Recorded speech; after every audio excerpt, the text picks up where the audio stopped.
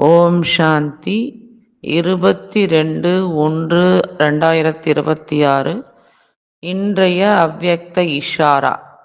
இந்த அவ்யக்த மாதத்தில் பந்தனத்திலிருந்து விடுபட்டு ஜீவன் முக்தி ஸ்திதியை, அதாவது மனோநிலையை அனுபவம் செய்யுங்கள். தன்னை பந்தனங்களிலிருந்து விடுவிப்பதற்கு தன்னுடைய நடத்தை மற்றும் கடுமையான சம்ஸ்காரங்களை மாற்றம் செய்யுங்கள். பந்தனத்தை ஏற்படுத்துபவர்கள் அவர்கள் வேலையை செய்யட்டும், நீங்கள் உங்கள் வேலையை செய்யுங்கள். அவர்களுடைய வேலையைக் கண்டு பயந்து விடாதீர்கள்.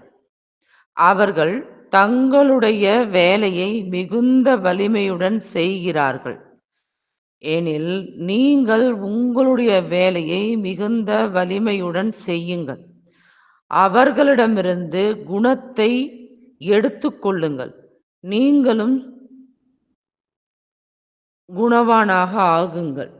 தன்னை பந்தனங்களிடமிருந்து விடுவிப்பதற்கான யுக்தியை உருவாக்குங்கள். அச்சா. ஓம் சாந்தி.